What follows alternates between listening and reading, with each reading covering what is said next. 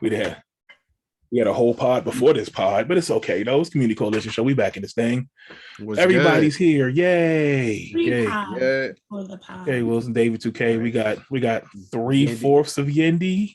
That's right. 3/4, but I'm happy. Yendi, if y'all watching, she's showing off the vibes though. Yep. Vacation vibes. Look at that. Mm-hmm. Gotta make everybody jealous. Take me back.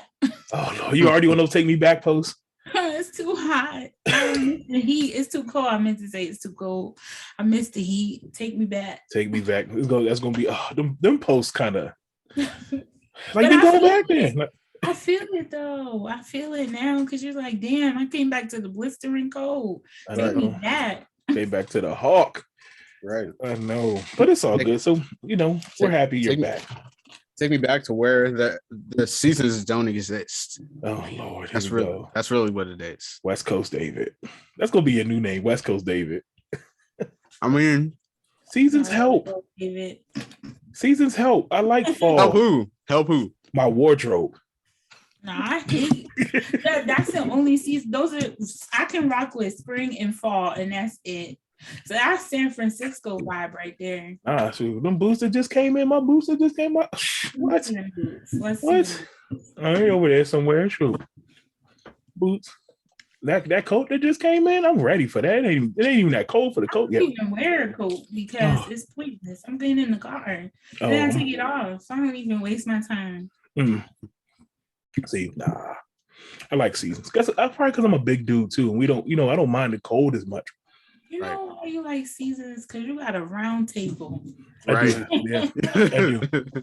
You gotta have inside joke, y'all. Round table. Y'all understand. Right.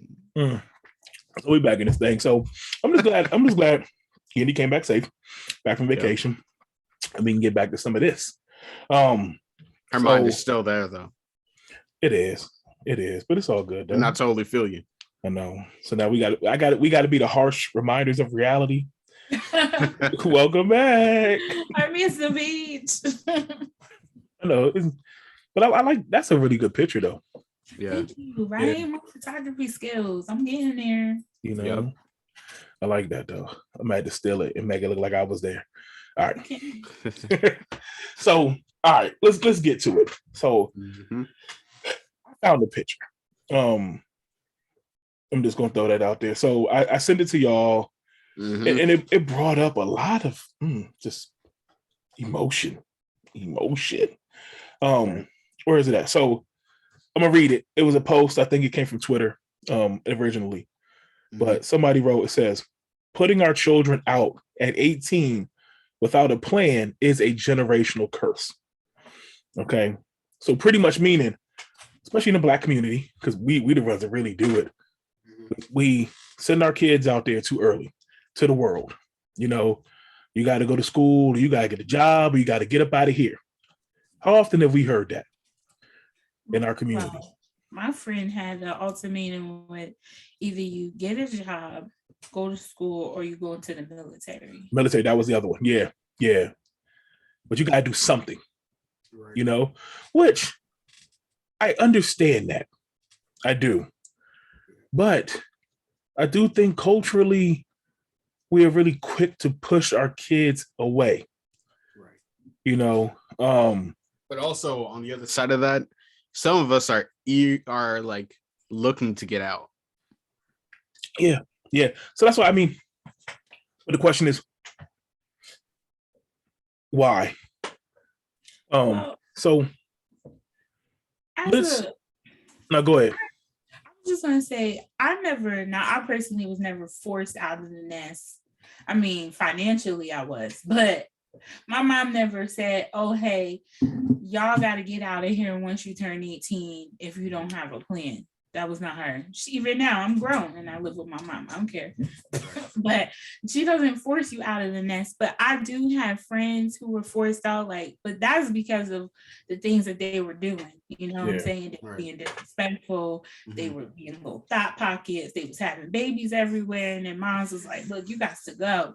And then I have some people who don't even have to go, but they want to go because they're tired of their parents' rules. And you know, when you 18, now you think you're grown and you don't even have a plan. But they're like, I got to get out of here because I'm tired of dealing with my parents' rules. Yeah. Yeah. So I'm gonna take another perspective. So I know some people, they don't have to. Some people, I was one of those people. I had to choose to get out. I had to go, not because I wanted to, but because the situation was just so dire and horrible, and people use words like toxic and things like that. And so to better my situation, the best way I had to get away from home, community, things like that. So I really, that's what I said. I really felt that, and I wanted to address this topic, right? Because I think there's a lot that goes into it that we don't really talk about, right? So let's go back to, you know, I think culturally, like I said, Black people typically do this, where you don't see this in other cultures. You know, I mean, we could talk about Hispanic, Middle Eastern, all other cultures. It's really encouraged for the child, a lot of situations, to kind of stay home and grow, develop, kind of go to school, get your education, you know, so that you could come out in a better situation. And so I had to think about, why do Black people do that? Why do we do this? If all the other cultures really don't really practice that, what makes us different, right? You said a word though that I feel like, I think as a community, because I was just telling my mom this, I just feel like sometimes we don't realize that our own families can be toxic. Yes. Absolutely. Yeah. So, and that's, I think that's one of the reasons we have to address that. Sometimes our family's not the best situation for us. Right. Or I had to think about, sometimes our families don't have the means to support us. And I think there's been this belief that the best way to support the kid is to let them go out there and do for themselves. You know? So I think that's part of this, where it's like, you got to get out to this world, or you got to start contributing, because we can't support you. Right. You know, and that was where I was starting to sense even myself, like, okay, they're going, you know, I had to start supporting situations that weren't even my situations. You know what I'm saying? Mm-hmm. And I was like, what's going on here? You know? So I do think, for a lot of, you know, look at our generational curses. Mm-hmm. Look at families, you know, in the poverty line, things like that, where, you know, there wasn't much support in terms of finances. You know, a lot of families didn't really encourage education, to continue education, because they didn't see that as the best strategy in the moment for that person. It was go get a job, go to the military, contribute back, give back to the whole, you know? So I think that is a big part of this. But and then like you said before too, there's a lot of kids who, they want to get away from their parents and away from their families. Right. Now we know, and as we all are pretty much older, what teenager, a late teenager, early adult is truly prepared for this world at that age? You're not. No. You're not. And I've experienced it, because I've been on my own several times, and it's a struggle. Because I say that to my family members now. Like, I've seen them, they'd rather be in the streets, dirt poor, than go back home. But why? It's a pride thing. That's because they think that they're going to be independent, and they don't want to deal with their parents' rules. Like, I get it. Kind of. I get it. But I mean, you rather be on the streets and deal with rules, you just deal with it. And that's the thing. I feel like kids don't know what they don't know, and they don't know what what they about to get into. Yeah. And it's unfortunate that we don't have, so on some situations, the adults aren't able to tell them, wait, no, you don't know what's out there for you right now. You might want to chill out for a second and get your stuff together. Right. You know, but we don't. But also just within that, we don't prepare them. We don't give them the tools to be able to do that. I was just about to say that. Like Mhm. you could say, man, you're not grown. Like you don't know how to do this, this, or this. That's my fault that you don't know how to do that. Let me actually teach you that so that once you want to actually leave, that you have these skills that you can use while you're out there. Yeah. To piggyback off of that, I was just having that very same conversation with my mom yesterday. Because I'm like, I'm so surprised to see how many of these young kids today, they don't know how to do simple things like go into the store and make a purchase or make a phone call to handle a bill or order a new debit card and stuff like that. And I was like, but when I was like 14, I was over here handling my own business. I was picking my own insurance plan when I turned 17. I'm just like, it's so crazy. And it's crazy, like you said, the parents want them out of the house, but where's the life skills to survive out here on their own? Right. They're not giving it to them. Right. Yeah. So I think that goes back to how can a parent teach you something they don't know how to do for themselves? Right. And I think there's a lot of situations where some people didn't know they couldn't teach their kids. Mm-hmm. And so that goes back to, so now we got cycles. Now we got these generational cycles and curses because it's just the same, we start this hamster wheel. Right. The parents can't do it, the kids can't do it. And then then they just grow up to be the same thing, Right. until that cycle's broken. And the other thing that I think that we really need to tell these kids is that, hey, at 18, if you don't have it figured out, that's okay. Yeah. Because I feel like we don't tell people that enough. Like, I don't think, like let's just say, okay, at 18, 19, 20, really to me, start getting to about 25-ish or so. Right. One, your body and brain haven't even fully developed until about then anyway. Mm-hmm. Two, you can't live out here on your own at that age. Right. I don't care what job you have. If you're not making, like, I was digging. Okay, I'm gonna take this area, David. You live in Silver Spring, Maryland. Okay. 1-bedroom apartment in Silver Spring, Maryland will run you anywhere between $1,300 in the hood. 2.5 million. 18, 19, 2000 and where you want to live. Mm. But what's minimum wage right now? 15. 15. I was gonna say, because because of COVID, they done increased it for people to get in there. Right. So you might make a couple more dollars, but there's no way you still make enough to afford to live. Right. Because that's just rent. That's just living. Right. Think about now. I gotta be like, my side hustle gotta be tricking. OnlyFans, okay? Everything. You tricking everything at that point. You slamming life. Now that's when you getting on that flight to Vegas. Right. That's what I'm saying. So look what you have to go through. But nobody at that age knows that.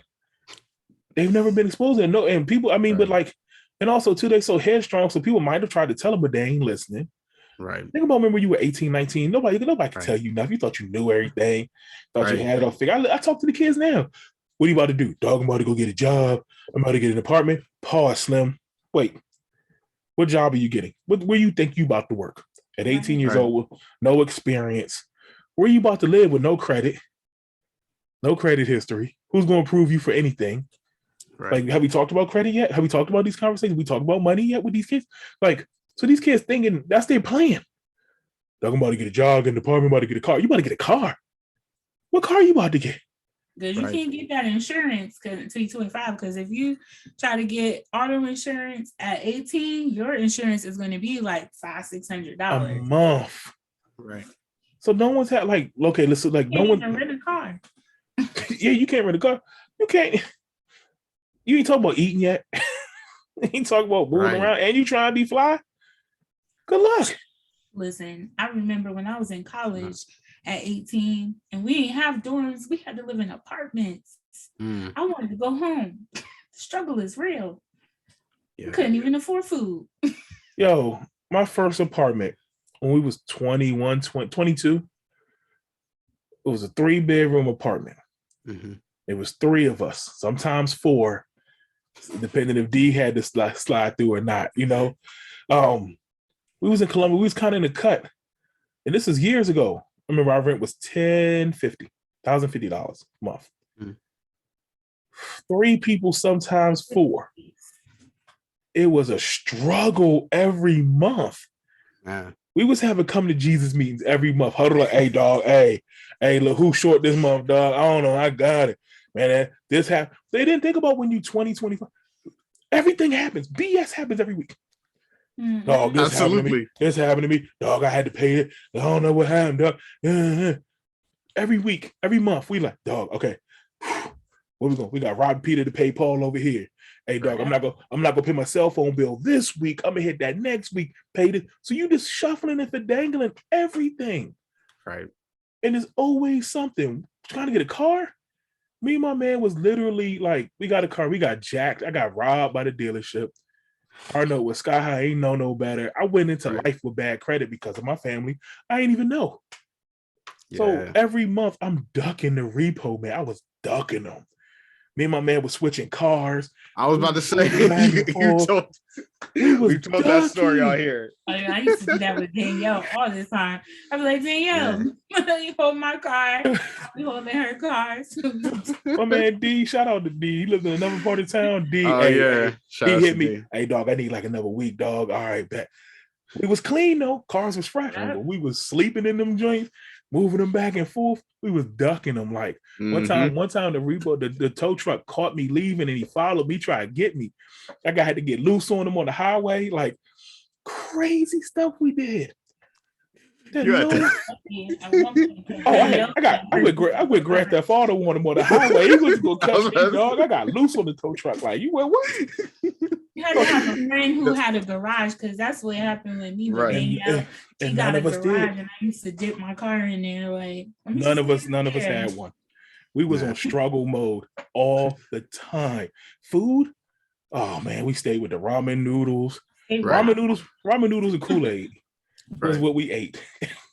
Like for 3 years. Like but you know what? Look, if you see, it's different with females because when we were in an apartment together, the struggle word would be like your homegirl go on a date with a zoo, like make sure you get a doggy bag and bring it home for us to share. See, well, that's how it was. We was don't who having a party? Who having a birthday party? Hey dog, everybody show up. Ask her, can we come? Ask her, can we come? So we go get that food. Like it was living like straight poverty style. But it'd be like that sometimes though. But the problem, and I look back, sometimes we're fun. I ain't gonna lie, right? We kind of have moments, right? But did it really help the situations? You know? I want you to survive. Yeah, it did. It did, which is a skill. But then I look at other situations, and I'm not trying to compare, but let's be honest here. I look at other friends in other cultures. I got my homies, they from Pakistan, my brothers. You know, it was totally okay. I don't even know if they had this conversation to move out. First thing was go to school. That was the culture. Get your education. And even though, I mean, some of my homies, their parents ain't have it like that. We always think everybody rich. Their parents ain't really have it like that either, but they try to make it work for them to go to school. A lot of my friends had to take out loans and stuff just like I did, you know, but they went to school and they were allowed to stay home. But through that, okay, when they finish school, you get a job. Okay. Now you can stack that bread. And I look at years later, imagine if you could stack bread for 10 years. Man. Imagine that. I have some homegirls, they had to leave till they got married. That used to be an old culture thing. That's me right now. I don't have no time moving over my head. Why bounce until you get married? So you all that now, and you can attest for this. Your bills is paid. You're getting your credit up, your life together. I'm able to save up money. She don't even make me pay rent because she know what I'm trying to do. So she just be like, I mean, I pay my bills. I do freeload off of her for food. I ain't even gonna lie. But I do pay my bills and everything, but she allows me to stack my money and save up. And she know I want to buy a house. So Just like save your money. And that's the thing. Imagine you didn't have to spend $1,500, $2,000 a month. Right. That's going straight to the bank.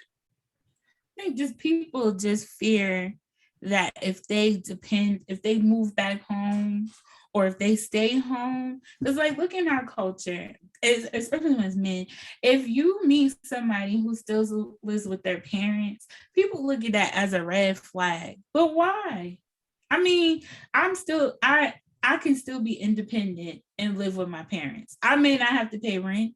I may not have my own place, but I have my own car. I pay my own bills. I mean, I've been on my own. I just don't understand why it's a red flag to still stay with your parents. That's what I'm saying. Like, I don't, and I think that's what our culture created. Mm-hmm. We created this negative stigma around that. Mm-hmm. Like I said, it's us.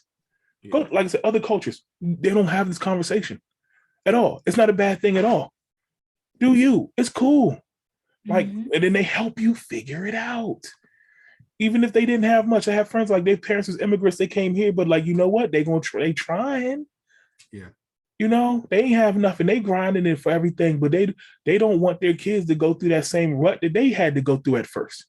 Mm-hmm. You know, that's a cultural thing. So that's why I say it goes back to like, why us? And then like it says negative. Oh, you live at home. I remember we was we at? Like I was like my early 20s. And this girl clown my boy. Oh, you still live at your home with your mammy. He's 22.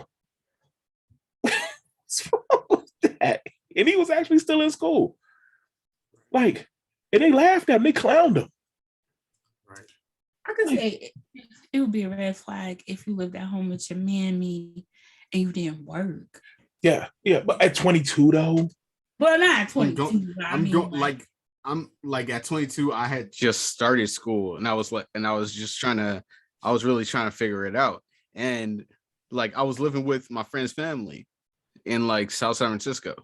Like that was expensive. So God bless. But that's what I'm saying. Like I think we need time to figure it out and grow. And right. I remember who knew what they wanted to do at 20, 21, 22 years old.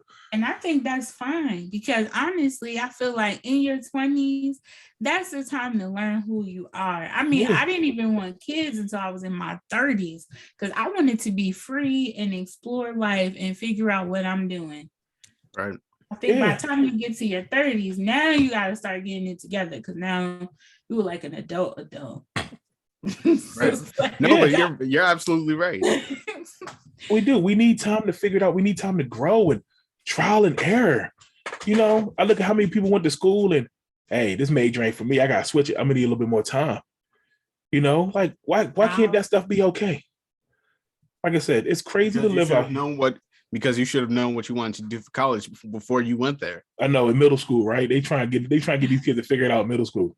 All right, to be fair though, I knew what I always wanted to be since I was a little kid, and I went to school for that too. Okay. Here's the thing. Okay, unicorn. I'm on the other side of that because I didn't know until maybe maybe a year before I actually went to school. Yeah, or I thought I knew. I was one of those kids who I thought I knew. I knew psychology was going to be my major when I was early in high school. Once I figured out what I was, and I was like, oh, I need to figure out how people tick. But here I am at 38 with a degree in psychology that I don't use because my life took me in completely different places, right? Also, I feel like when you go to school for what you've always wanted to be, like I went to school for fashion design. And man, I hated it after I graduated. I was like, I don't want to be a designer anymore. This ain't it. This ghetto. I can't do it. I don't have the patience. And God bless the ones who do. I'm talking about you got to make your own patterns and all of that stuff. I lost all desire. And now here I am at 37, still trying to figure it out. Right. And I think there's something to that, especially with you and me, because we did creative we did creative stuff in college, or we took creative routes in college. It turns it into something that we kind of didn't expect, and we start to lose a little passion for it.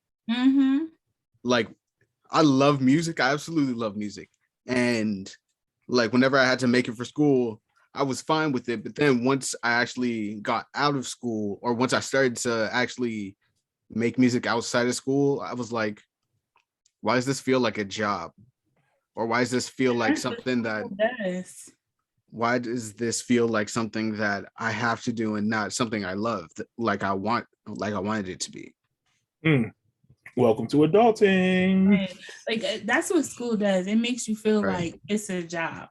And Yeah. then you're like, I don't want to do this. Then I went for business because then I was like, well, let me find a way that works.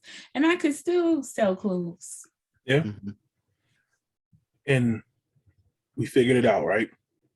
Mm-hmm. Yeah. I'm still figuring. I mean, I'm gonna get there. Yeah. But that's the thing. We need But this. actually, I'm starting to kind of figure it out, actually.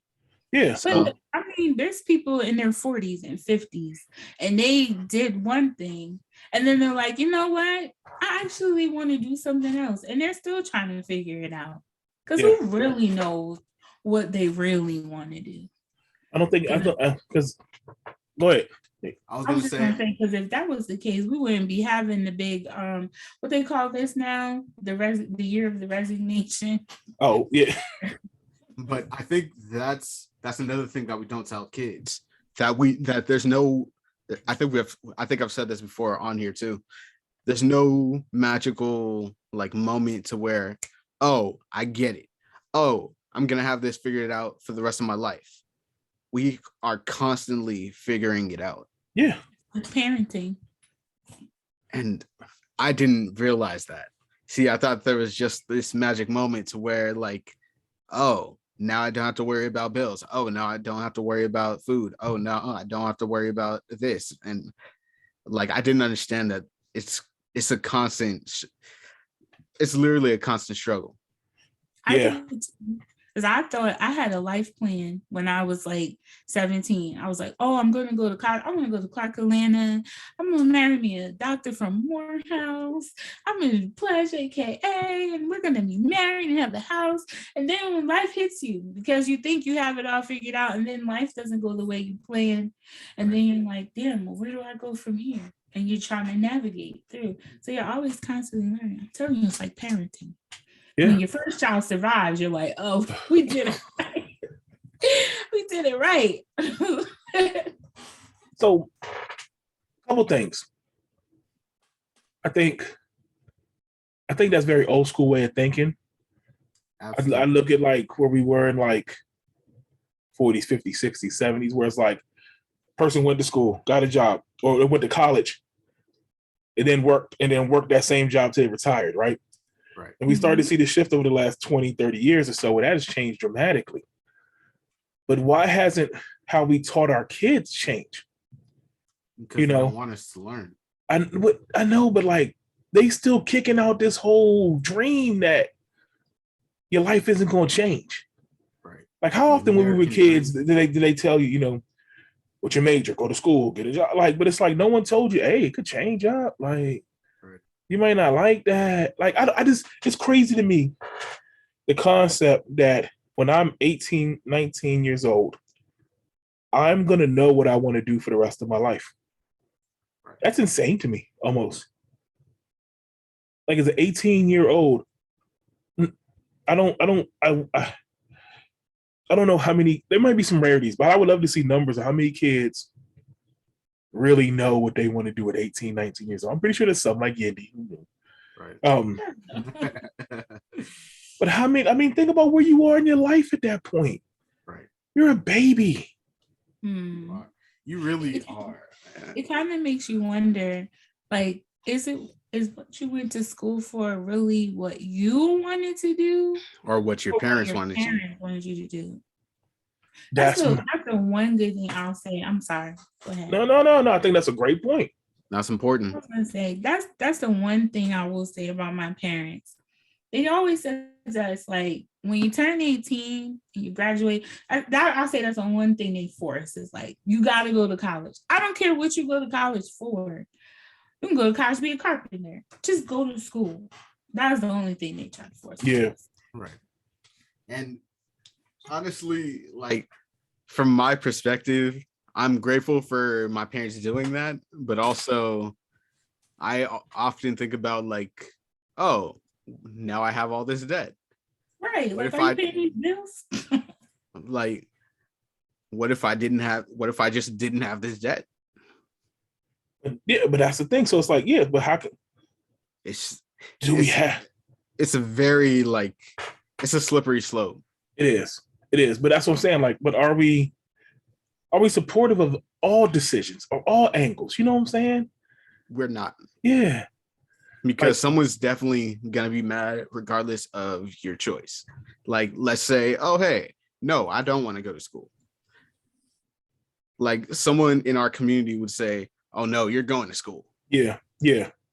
And that's why, like, I have to come to that grip, right? Right. As a dad, I'm really been trying to rack my brain to like, not even just the school thing, but like, there's some life decisions my kids are going to make that I'm not going to like. Right. You know, that's going to happen. It's inevitable. Right. But how do I handle that, right? Mm-hmm. Especially if they're still on a positive track. If they're on a positive track, I have to be supportive of that. Mm-hmm. Also, I got to be supportive when they hiccup and trip and make mistakes. Right. That's going to happen too. I'm really trying to rack my brain for that. That's hard because even now, I want the best for them. I want them the best. I'm rigid about it too. I know I am. Right. So I want to be the type of dad, the type of parent that is going to be supportive. What if my kid does say, dog, I don't need a degree for what I want to do. Right. I know how that's going to go in other places. That's not going to go well with some folks. Right. So it's like, how do I prepare the fam? All of us. It's not about them though. That's I know, the but thing. no, but like, And it's not about them, but they have the influence over the child. right. That's the problem. Because what happens when the family says, nah, or other situations I've seen when family says, we're going to cut you off if you don't do what we say. Not even that. If you teach Hey, them, you better tell your child to go to college. If you teach them Like, to have their own minds and do their own thing, mm-hmm. they're not going to be influenced, because that's how my family was. My family, when my mom would say, oh, my sister and I are going to school for this, or my sister's still trying to figure it out, and the family be like, well, they should know what they want to do by now. So we didn't care. At the end of the day, first of all, I don't even like my family, but also at the end of the day, it's not about you, it's about me, and it's my life. So if you teach them to be like that, they're not going to be influenced by what they say. Right. Yeah. But no, a lot do. I think the three of us here are kind of strong-willed. You know, I think we're in the minority on that one though, because families do that. We've seen adults and parents and stuff, or it may not be the all out, we're not going to support you, but it's a lot of subtle jabs. They make life difficult. They make life difficult and hard. The verbal stuff that comes around. Yeah. Y'all know, you get to the family reunion, you get to Thanksgiving, and they be saying, hey, so what you stuff. doing now? Yeah. You know, I'm freelancing. You ain't got no job. And they make them faces. Right. Yeah. My family does that now with me with not having kids. But I'll be at the family reunion with my dog happy while they dealing with these stressful kids. But because that's what society taught them we supposed to be doing. And if you haven't done it by a certain age, and you're a failure, or they look down on you, you know, that's wrong, though. Funny, like my therapist and I just had this discussion, because she says, you know, the Black community, we think by telling our kids, oh, you know, you shouldn't be doing this and you shouldn't be doing that, we consider that to be tough love. But she says at the end of the day, you're really tearing that person down. You're not loving them. And I just had to have this talk with my mom about it, because, you know, we look at our parents, like I said, we don't look at our parents as toxic. They're our parents. This is how we was raised. But I was telling my mom, like, when she was telling my sister stuff, and I was like, you know, you have to think about how she feels about what you're saying, because the message that she's receiving, it kind of makes her feel like you tearing her down. Yeah. And that's how our families are. They'll say, because my cousin goes through it. We don't like her boyfriend, you know, and we tell her, but we're pushing her away. and she's isolating herself from us and not talking to us. Yeah. So we have to learn that sometimes that what we call is tough love is not really tough love. Right. It's toxic. Toxic. Yep. It's toxic. Yep. Just flat out negative sometimes. Just right. Harmful. Like, let's just, call these things what they are. And then through that, you turn that child into the black sheep of the family. Yeah. Which also happens. Yep. And then they hate you because I hate my family. Yep. and then that person leaves. Mm-hmm. And then the chance that person gets to leave, you never see them again. Right. Yeah. And then the emotion, the resentment, the anger, mm-hmm. the pain that comes along with all that stuff. And then the whole family dynamic change. Like, it's a lot that goes into stuff. We don't have these conversations enough about just the little things that we said, did, or how we view things and our worldview about kids and stuff. Now that's a big problem, Right. So all this goes in play. That's why I feel like I'm glad we're having this conversation. Mm-hmm. Because because and also parents, y'all gotta stop pressuring that child that you pushed away to come back. Like, you have to let them come back organically. Yeah. Because if I insulted you the whole time we were coming up, and I say, hey, you should come over for Christmas, and they say, why would I do that? To get insulted? Yeah. Just to get insulted the whole time? Like, why would I do that to myself? Mm-hmm. I was like that with my grandma. Because, I come from a Caribbean family. And so my mom's side is not Caribbean. So my grandma on my mom's side was wild. But my grandmother on my dad's side, she's very proper. Caribbeans are strict. They believe you should act a certain way. But I was wild like my grandma. And so my dad's mother would always say things like, why can't you be like your cousins? Yeah. And try to tear me down. I got and that. It got to a point where I didn't even want to talk to her or be around her for so long. And unfortunately, it took me years to finally come around, but it was too late because she was on her way out. So it's sad, but she created that wall between us by always judging me. And I'm just like, dang, I can't be like her. I'm not her. Right. Yeah. Well, I'll take the opposite end of the spectrum. Because I was trying to be responsible, do the things I was supposed to do, I got called bougie. And I was ousted that way. Even to this day, they still call me bougie and stuff. And apparently, all those the connotation that come along with all that stuff, right? Or they say you talk white. Oh yeah. They used to call me Ken. And they used to make this voice and everything. Ken. And that's how they would tease me like that. For real. Man. And they look back like, how negative is that? Like, that's very negative. From a person who's trying to do well. I'm sorry, this because y'all not. Right. And so you get put the black sheep just because you try to do well. Exactly. This is all toxic ass behavior. Right. Dang, the more I think about that, dang how toxic that was. Because our families don't realize that they are toxic. Like, I definitely feel what you're saying, because that's how my mom's side is. Like, we grew up in Scotch Plains. It's the suburbs. It's predominantly white.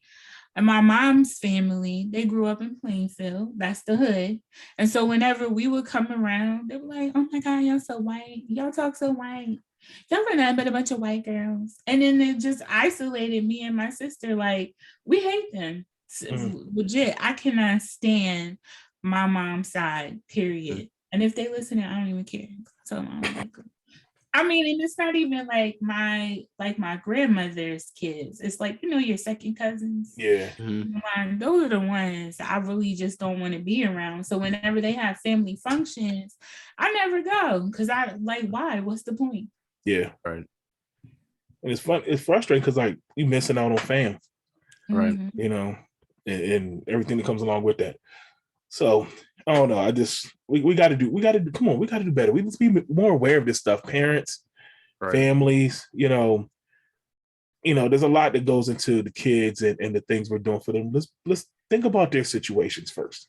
Right. Like I said, I think we need to change some of our thinking about getting up out of there. Talk to other cultures. One thing I learned this stuff because I spent time around other cultures. Right. Like I said, my best friends are from Pakistan. Their parents, I learned a lot watching their parents. who are first generation from Pakistan who worked hard and did the things they could do to make, the best situations for their kids. But I watched how they supported them. Well, my homeboy switched majors 3 times in college, when they ain't know what they wanted to do. And they stuck by their kids, Right. and it's paying off in the long run. And all 3 of their kids are really successful, and not just financially, but like as people, well-rounded people, and I watched how they support. So I learned a lot just by watching them and asking little questions here and there. A lot of people like that. My wife's family, I learned a lot just by watching them and having conversations. And we would talk about this stuff. One of the things they wanted to do for their family, especially for the kids, was leave property, leave assets. One thing they taught me, and one of her aunts told me, she said, "Why do you think white people get ahead in life so fast?"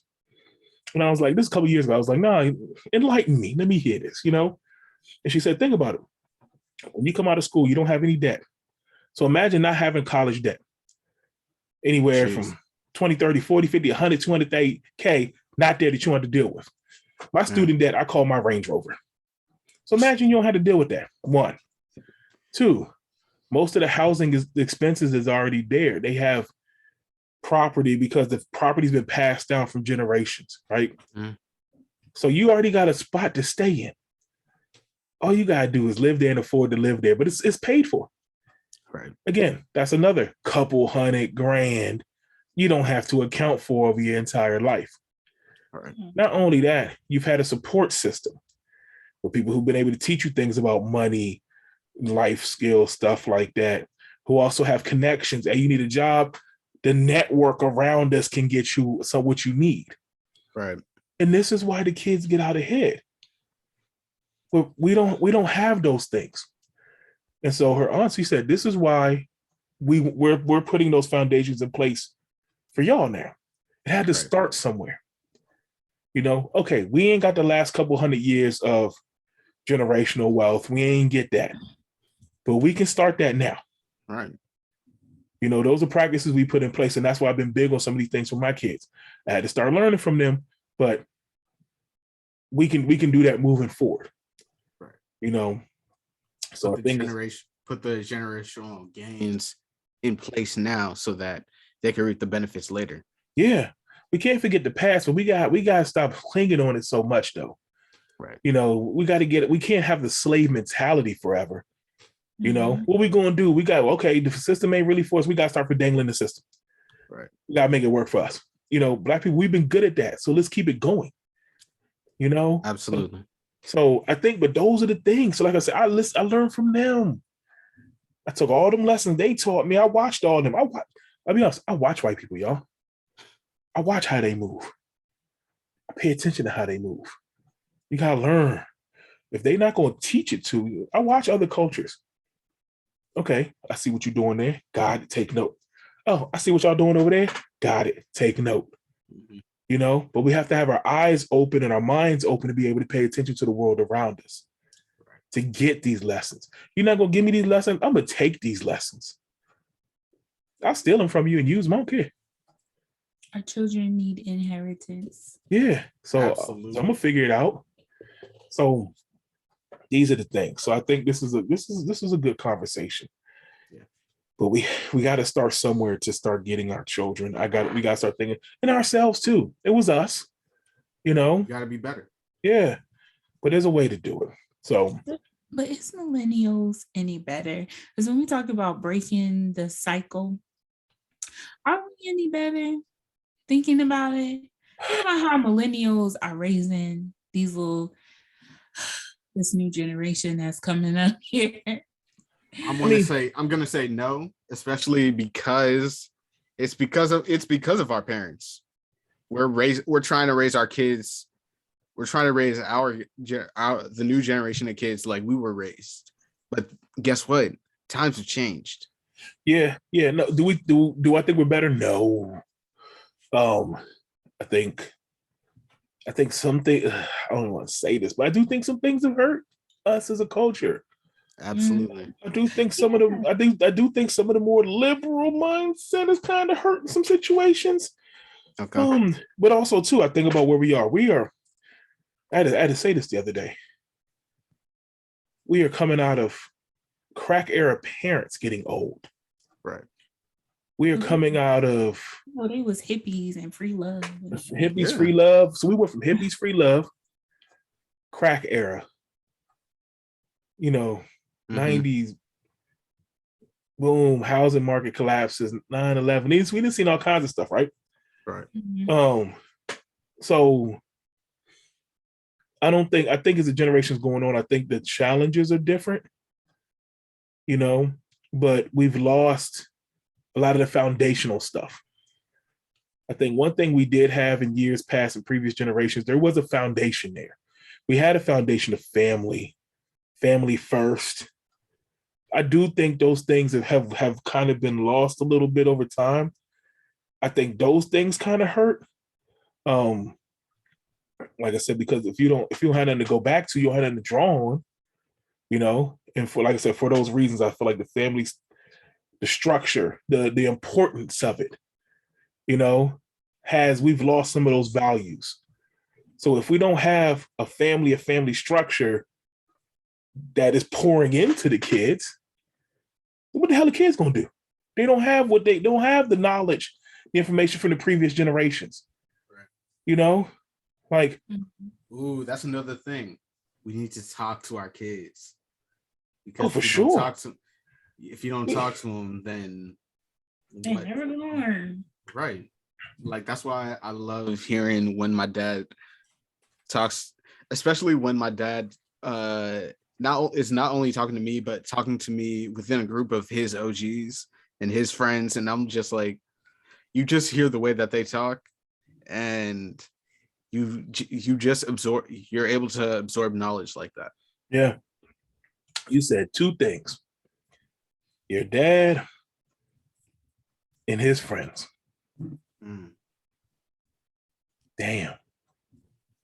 You're gonna say dad. Where the dads and where his homies at. So we gotta get the dads and we gotta go get the round table. Well, you got a round table already. I got a round table. I mean, look. You need the dads and the OGs, they be talking jive to each other. Yeah. Right. Like, we missed that.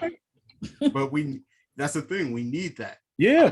I need to hear the jive, because if I don't know it, then you don't know. Right. You don't know. Like we that's what I'm saying. We need those lessons. Absolutely. I remember I learned so much just by watching my grandfather. I had to go back. My dad wasn't there. I had to go to my grandfather. I just learned by sometimes just watching him, how he groomed himself, how he dressed, how I remember certain things, how he talked to other people. People loved talking to him, but how he held a conversation with people. I learned that just from watching him. Right. But imagine if I didn't have him. I didn't have my dad to watch. So I watched other men around me as much as I could. I tried to pull from them. But if you don't have the men around you, who are you pulling from? Like, how do you know to be a man? Or women, how do you know to be a woman? Or I think about my daughters. How do my daughters know how a man's supposed to act if they don't see me doing it? Right. They don't see the interactions between men and women positive. Like, and we depend on outside, secondhand, third-hand sources. Nah. So that's why I say I feel like sometimes we lost the family structure. I'm teaching my daughters how a man's supposed to act now. They've been seeing it from birth. They're gonna know a real one when he come around. Right. Even if it's not me. Set the bar high. We do. Absolutely. But I think about that in all aspects, not just, okay, man, but how does a hard worker act? I want my daughters to see a hard worker. Daddy working. What does that look like, Daddy? What do you do, Daddy? That's important. To me, at least. I feel like it should be for them. It can make you feel the opposite. Like, I don't want no man like my dad. So I'm gonna get me a man that's a hard worker. Yeah. But then even that, like, I know through a negative experience you get to see, but like, okay, so you say I need to get one that's a hard worker, but how do you know what that looks like? Just be like, I'm going after the opposite of what I seen. I know, but that, so it's like, damn, when you could have had a whole lesson right there. You know? I mean, I say that now about my I know, but I think about other women. Like I have conversations like that with my sister. Mm-hmm. Well, I was gonna say I feel like that too sometimes. Like I wish my dad showed me how to change simple things like change a tire. Yeah. You know? But it's taught you how to like, yeah, like, so it's like there's so much that we could, we can go on with this, but yeah, y'all, let's get this family back. I see you put on the clipboard. Yeah, I got to. Bob's and Karen's, which apparently has become a very popular segment. Oh, I've had people comment. I've had conversations about our Bob's and Karen's segments. hey. Yeah, look at you. Yeah. And Karen's. All right. So what we got? First of all, I want to say very happy to hear that. Also, because when we started doing this, like when I was like, we should start talking about these Bobs and Karens because like it happens all the time. And I was just like, there's too much. It happens too often to not talk about it. Yeah. That's how I thought of it. Yeah. And it's crazy to me how like even I feel like when we started this segment, it was like the height, pandemic, everybody's hype. Right. But I feel like it has tapered off the conversations. I don't feel like we're talking about it as much. They're not being exposed like right. We were, So I do think this is important just for people to continue to see, if nothing else, what's going on around you. Right. What tactics are being used against you? What situations are we putting ourselves into? Are they putting in, trying to put us into? Right. So, yeah, man. So what we got? All right. Let's start with the Pizza Hut worker that refused to give the customer her pizza because she paid online. Yeah. Oh, I saw that. Now, can we talk about this? Because this was more funny to me because this man was he was an older man. And it kind of made me laugh, but also I was sad about it because of the situation. But also I was laughing because, man, this man didn't grow up with the internet. You can't buy it. He's probably like, you can't buy a pizza online. What? But it's his job to know that. And if you don't know your job, that's part of your job, fam. Again, I hate to see it from old people, but if you out here, you got to change and adjust to the times, fam. Right. Yeah.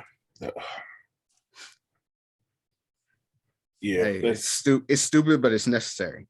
It is. Actually, it's not stupid. It's very necessary and it's essential. Yeah, like, because then think about that, like, because that's a big scene. That's a big problem. Mm-hmm. He's trying to get a pizza, dog. Already paid, fam. What you talking about? Like, now you back and forth. So yeah. Right.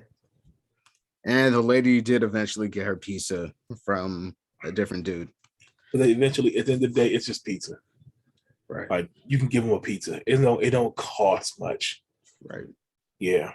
And if you're having problems, you could just get somebody else. Yeah. I had a similar situation where like they sent me the wrong pizza. And when I called back, they had an attitude. That's not what I ordered. That's not what I paid for, fam. It's just right. It's gonna be a while. We gotta get to the drum. Like I'm feeling like that with Domino's when they get mad when I call them about my dipping sauce. Like, you gotta pay for that dipping sauce. Yeah, that's 50 cents, fam. Yeah. You be adding. No, they went up now. They be adding up. Oh, see, nah. If I pay for something, it's just the principle at this point. Right. Because think about it. I mean, like, not to go on a tangent, but like, think about how many times if you didn't stand up and say something that you would get nickel and dimed everywhere. Right. It happens a lot. You know what's funny we see it as a joke now because like it's like, oh, they didn't get my order right. It's cool. Yeah. And then your girl comes and she's like, he ordered extra pickles. Like I said, it's become a joke.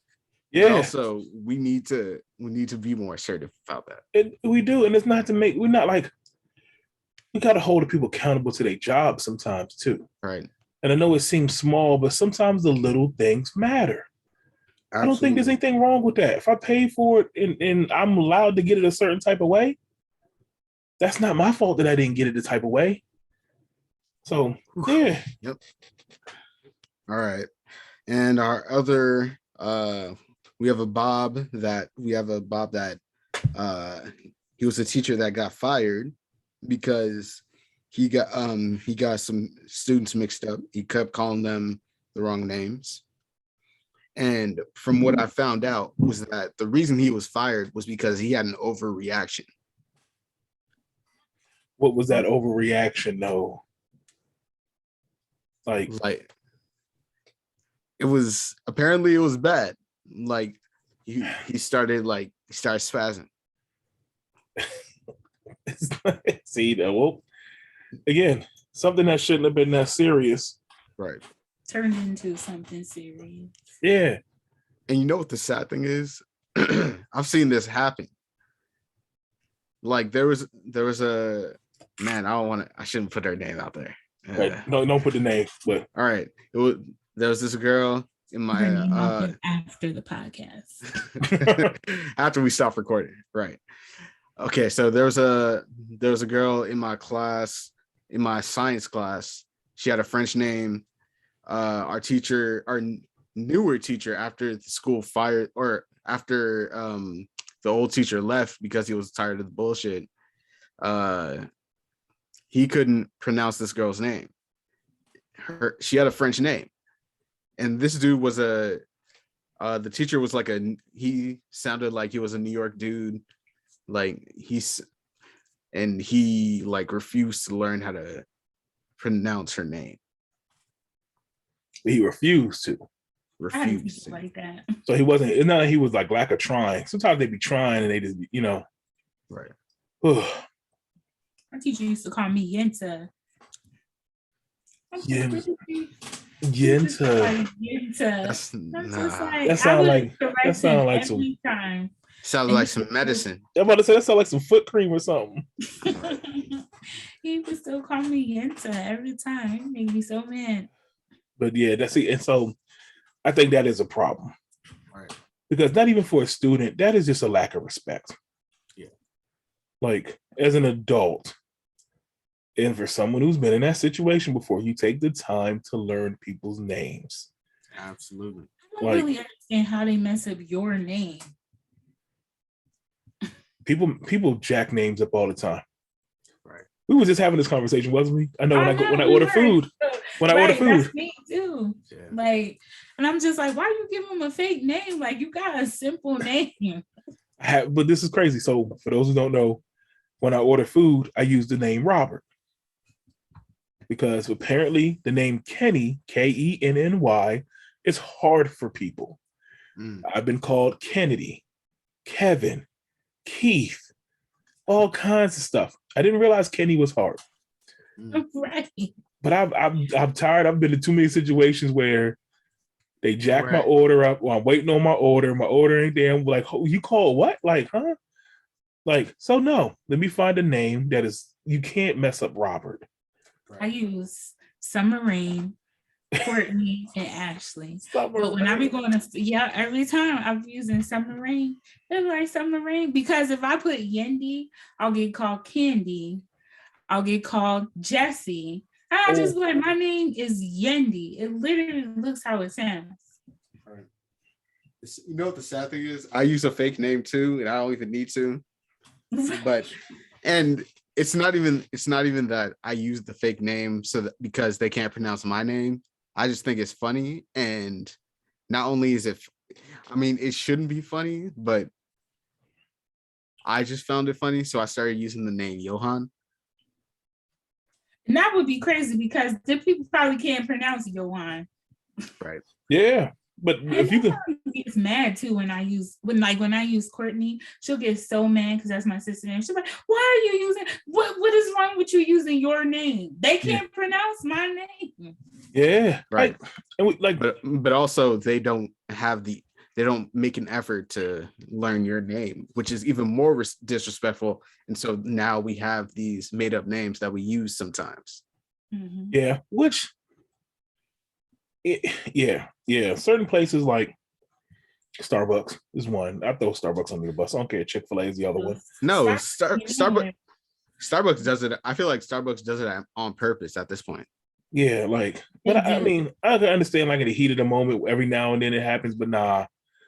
But I mean, like, every time for me at Starbucks. Yeah, but that's like a one-offer. School though, especially if that's a teacher, I have to see the student every day. Like, I give you past the first 2 days of school. After that, you need to learn names. Right. You need to go practice them or something. You've had that roster for a couple of weeks before school year even starts. You've seen the roster. You've had it. You better practice some names. You know what it reminds me of? The Key and Peele episode. Yes. A. Ron Balaki. Balaki. But even then, he was a substitute. Right. He was a substitute. So he knew them kids a few times though, because then they got used to their names. Like, hey, Ron. Hey, Ron. He knew his name, but he knew his name. Because I feel like at some point the kids just get defeated, like, throw their hands up. Right. And then you have some kids who are like, nah, fam, that's my name. My name is my name. Like, so I just feel like, again, we need to embrace but my thing is, as an adult, if you're trying to build relationships with young people, that's an easy one. That's a straight layup for you.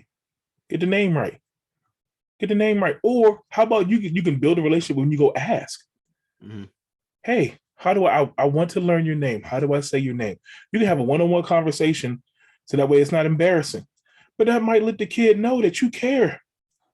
I just told my friend this because she says that they mess up her daughter's name all the time, but her daughter, she is afraid to correct them. And I'm like, heck no, I correct people all the time. My name is not Kennedy. My name is not Lisa. It's not Candy. It's not. And I hate when people call me Yandy because I'm sorry. There is no A there. It's an E there. It's Yandy. I wonder how much of this people just can't read no more. People just don't care. I know. I think it's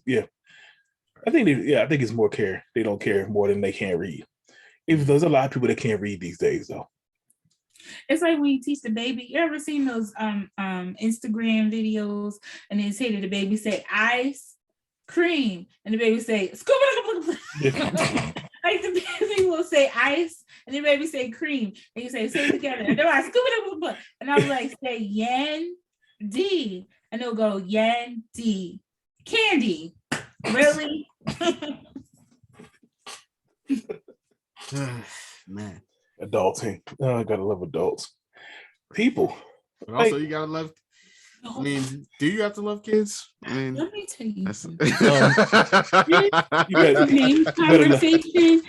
This name conversation just really struck me in a way because my friend's mom, she has met me so many times, right? And this is a dude I like. His mom can't even give me the respect to even say my name right. Whenever she introduced me, she'd be like, girl, what's your name again? Yatalia, Yasmin. Like, that's a show you don't even respect me as a person where you can't even say my name correctly. Like, come on now. I be telling him, like, get your mom. And that's why I feel like I don't think people understand what they're doing causes people to feel that way. Right. That this is actually seen as disrespect. Mm-hmm. Yeah. Like in some cultures, like that's a real big issue. Absolutely. How you address people is really, really big. If you call people out their name, because again, you don't respect me enough to pay attention to those things. Exactly. So for anybody listening, watching, it is important, y'all. Not just for you, but if you really try and get somewhere with that person, learn their name first. Please. That's like I said, that's the layup, y'all. Right. I can tell you how far that's got me in life. I still don't understand how people mess up your name. Like Kenny, it's not hard. Kenny. I have pictures. I have pictures in my phone of Chipotle orders that say Kennedy.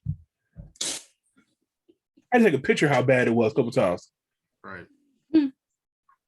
Yeah. I know I used to go in the Starbucks and I'll go up to them and be like, it's Yandy. I know the music is loud, so I'll say it louder. I even write it down. Yeah. And I'll be standing in Starbucks waiting for my drink, and here they are. Candy. I have an order for candy. You sitting there like, who Candy? Like, who the hell is Candy? Because that's not her name. Yeah. That's how I said it. Kennedy. I'm like, who Kennedy? It might be that girl over there. All right. Kennedy. And I'm sitting there like, Kennedy, I think Kennedy left. She must not be here. Like, dang. I think the only time I don't care if people call me by the wrong name is at work. Because especially when they big mad, and they'll be like, Lindsay. Yep, that's my name. Lindsay did it. Go holler at Lindsay. She did it. Yeah. Right. Lindsay get fired. Some random chick named Lindsay get fired. Well, I don't know who Lindsay is. Dang, they fired Lindsay. Dang, I heard they fired Lindsay though. What'd she do? Dang. Good luck taking my name off the key card. That's what I'm saying. If you some random chick leaving with her box, like, yo, Lindsay, I don't know what she did. The whole time it was you.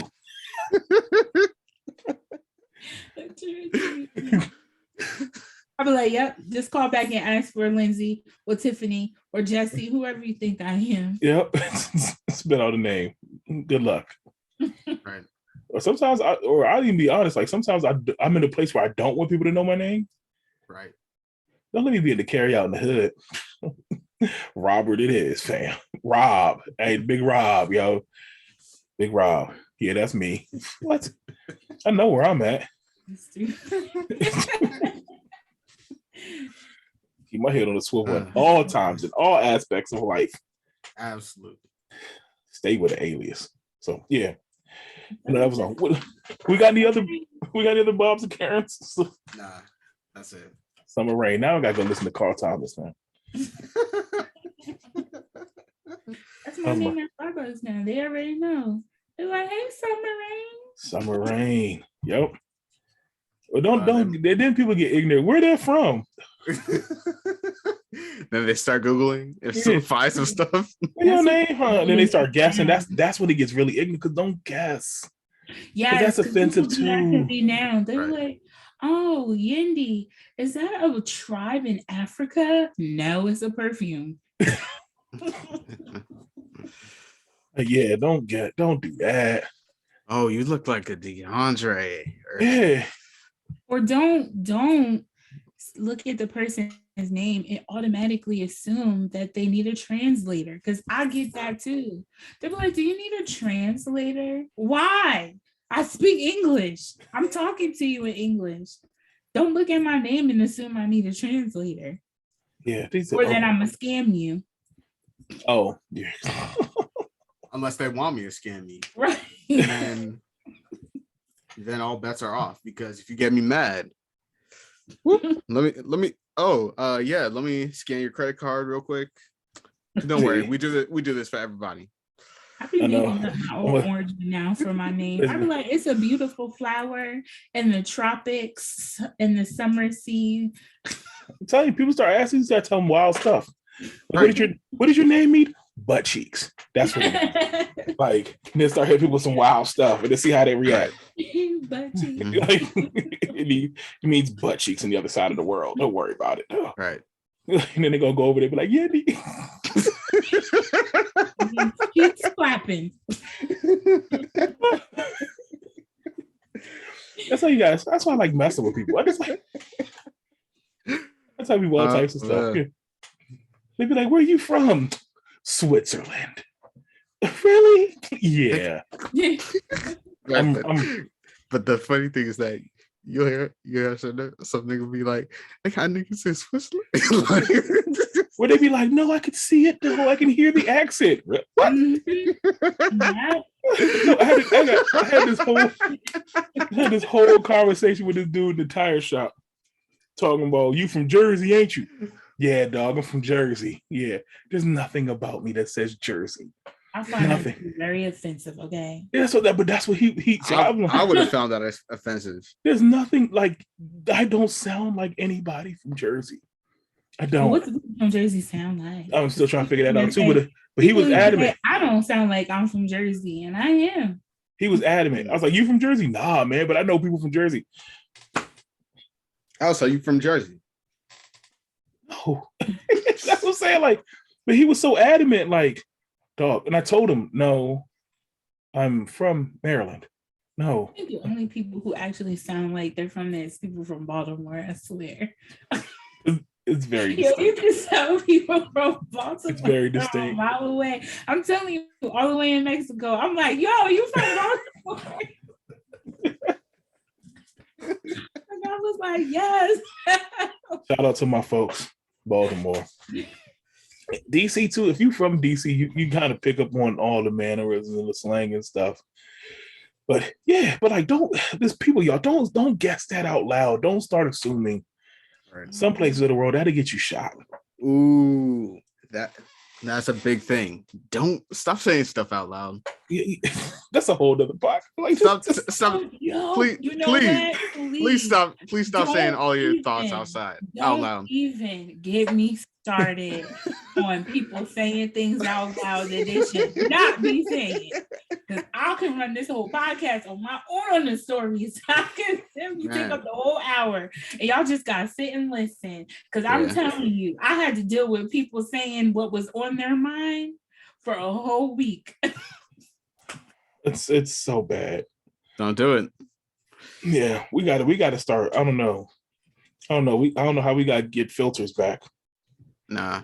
We need. You know what we gotta do? You just gotta start dropping people. Yeah, but I mean, like, that's everybody now. Start jumping people. Everybody. I said dropping. Oh. I mean, I'm gonna be out here jumping. I'm gonna say this. This is gonna sound horrible.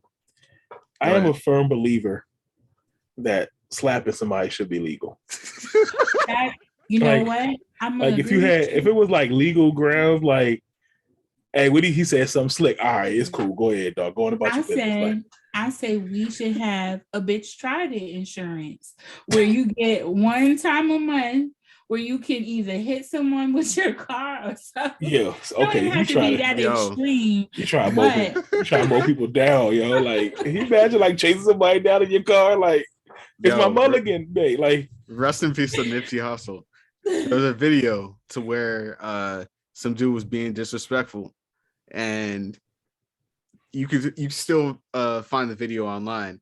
Nipsey smacked that dude. But that's what I'm saying. Like, open hand slap, because it's not lethal. It's not gonna kill you, right? So what you saying? You want to bring back the pimp slap? I mean, it ain't gotta be the back. Just give me the front. Like I said, if it's justifiable, like, if we can have some rules behind it, but there should be a reason where you deserve to get slapped up. Yo, like, I think we had definitely had this conversation back in the day. Yeah, I've had some of these. I got a couple of these laws that, like, I got another one. I got another one that I'm not going to bring up though. But like, we came up with like a whole like list of things that people might do that's a slappable offense. It's a slappable offense, like that black people could just slap you at any time. And it's justified. Cop show, hey, dog, you did this. All right, go on about your business. Have a good day. Read the list. Insurance. The bitch tried it. That's what I'm saying. Read the list. Like, he did this. He did number six. Oh, okay, bet. Like, he's sitting there holding his face. Yeah, all right. That's all we did. Good. Stupid. But but think about it. I really do think that, like, a lot of people, from the fear of getting slapped, would calm down on a lot of these behaviors they be popping off at the mouth and stuff with. Mm-hmm. Right. Like, you would really think and give it thought before you spoke if you knew the potential of somebody slapping the daylights out you was around. Right. Especially if you didn't know who was coming from too, like a group of people, and one of them could get you. Like you just walking into a crowd and all of a sudden you feel a slap. Like, or 3 people slap you because that was they used they turn on you. Like, imagine. And it's gonna be for also small stuff too. That's what I'm saying. Like, because you're gonna hear some older white lady say, "Oh, so where are you really from?" like, Slap is gonna come down from the heavens. oh, and it's not gonna be just one. that's what I'm saying. Because 3 people, like whoever chose to like use they moment, they could use it at that time. This Lady, is what you say? This is totally off subject, but not really because we're talking about slapping. But did you see that TikTok video with the pimp and he smacked his hoe and he like, "Hi, I'm a pimp and I gotta protect my body." And so that's why I'm getting COVID vaccinated. Yes, I did. I have not seen this. I did. It had nothing to do with being a pimp. It had everything to do. Yes. He gotta protect his body so he can smack his hoes.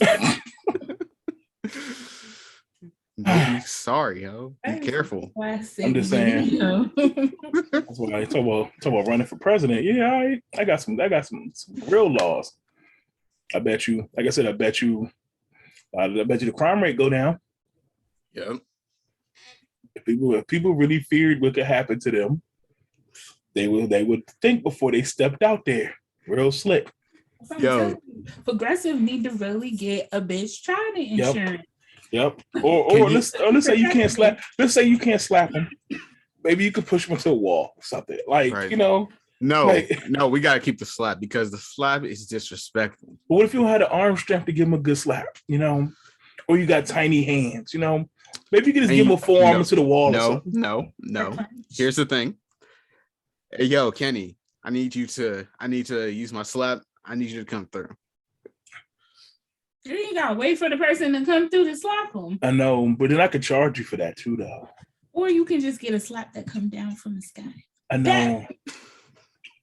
I know. Have you ever seen? Okay, real quick. Have y'all seen? It's this movie. Y'all got to see this. Y'all called Paper Soldiers. Yes. It stars Kevin Hart. It's like Kevin Hart's first movie back in Philly, the Rockefeller film when they was breaking into houses. But there's this one scene. It's top 10 greatest slaps of all time. He's getting interrogated. He's in the police station. Mm-hmm. Charlie Murphy's the cop. And Kevin Hart's doing his Kevin Hart bit. He's yelling, "I ain't signing, I ain't." And Charlie Murphy's just standing there watching, quiet. He's doing all this in the interrogation room. He's quiet. All of a sudden, Charlie Murphy's got a bottle of water. Pours it on his hands. He starts wiping his hands real slow with the water, wetting his hands up. Kevin Hart still jabbing out the mouth. "I ain't signing. Get this out of my face." You know how Kevin Hart get. Charlie Murphy proceeds to back slap the living. He slapped him downward so hard it's like head hit the table. If you get a chance to watch this, I'm pretty sure this clip is on YouTube.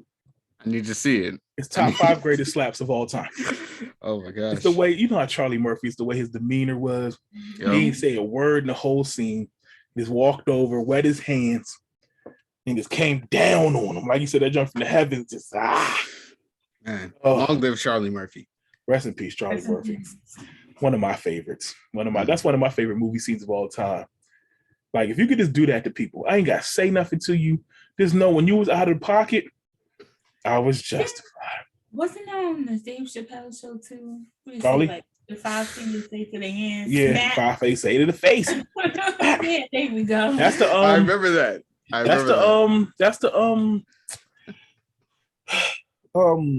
Oh man, Rick James skit. Rick James skit. Yeah. Unity. Man. Yeah. So I know we just went on a whole tangent about that, y'all. I'm sorry, but that was hilarious. So are there any more? That was all Bob's and Karen's, right? Yeah. Okay, let's wrap this thing up. We could do this all day. It's good to be back. India, it's good to see. I was like, it's good to be back. We've been back. No, you wasn't here though. You was taking that picture. See? Yeah. Right. We missed you. Yeah. I missed y'all too. Yeah, and I would have gotten on, but out there the Wi-Fi wasn't the best. Yeah, it's all good.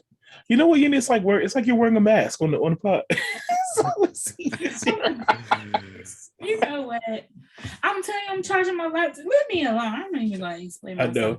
know. Also, I this just- is the first time we're seeing Yandy's face live. Right? Seeing half a face. As I said, it's like she wearing a mask, right? I'll be Right. using the Zoom for the Girl Scouts, so the camera just automatically on now. Mhm. That's okay. Yeah, there we go. So we're gonna keep this going. Right. I like it. So but before we go, remember we are sponsored by the Black Squirrel Media Network. Yes. All the podcasts on the Black Squirrel Media Network. With some new ones coming. I know 2022. Yeah, Might we see got some some new stuff. stuff coming, might see some change going. So check us out, blacksquirrelmedia.com, all that good stuff, that jazz.